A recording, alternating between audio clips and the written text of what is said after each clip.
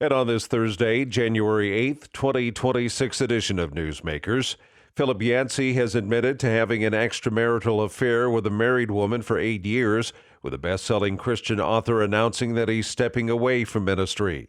The Christian Post reports in an emailed statement to Christianity Today, where he was editor-at-large, the 76-year-old Yancey stated that, "I confess that for 8 years, I willfully engaged in a sinful affair with a married woman." Yancey is the author of several notable Christian books, including Disappointment with God, Or Is God When It Hurts, and What's So Amazing About Grace.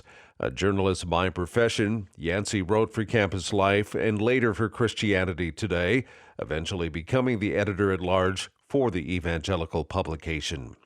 Christian persecution is no longer confined to traditionally high-risk regions of the world, as the Voice of the Martyrs has doubled the number of Latin American countries by adding Honduras and Nicaragua to its newly released 2026 Global Prayer Guide. Venezuela and areas of Mexico were included in the 2025 edition. VOM Vice President Todd Nettleton says, sadly, Latin American believers are increasingly facing Christian persecution by corrupt governments, Marxist guerrilla groups, and criminal gangs. Nicaragua is now designated as a restricted nation in VOM's free prayer resource.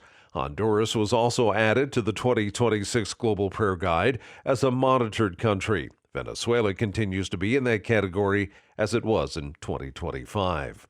A court order that would let California teachers freely share information with parents about a student's gender identity is on hold after an appeals panel paused the decision. Tammy Trujillo reports. If the panel hadn't acted, schools across California would have had to immediately change their policies. Currently, more than half of California school districts limit what parents can be told about their child's gender identity at school if the student asks for privacy. The case is still ongoing, and the pause does not reverse the initial ruling. I'm Tammy Trujillo. Texas A&M is ordering a philosophy professor to drop Plato from his classroom.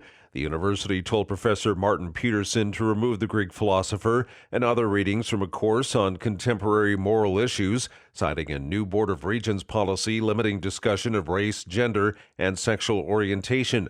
The decision is drawing criticism over academic freedom. A New York-based nonprofit is suing South Dakota Attorney General Marty Jackley over an abortion pill education campaign. Mayday Health says the AG threatened prosecution if it continued sharing information with South Dakota residents. The group argues it's providing legal, truthful health information protected by the First Amendment. Mayday claims the state is trying to shut down its website despite no laws being violated. The lawsuit is asking the court to allow the group to continue its work nationwide. Trump immigration policies and a lower fertility rate is slowing U.S. growth projections.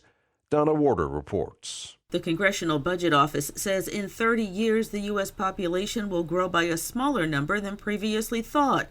The Budget Office projects that the U.S. will grow from 349 million people this year to 364 million people in 30 years. The addition of 15 million people is a 2.2% smaller gain than it had predicted in 2025.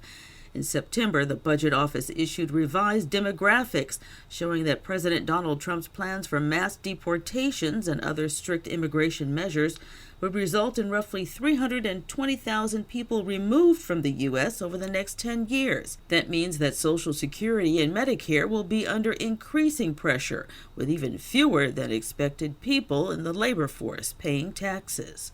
Donna Warder, Washington. And that's Newsmakers for this Thursday, January 8th, 2026 edition. I'm Keith Black.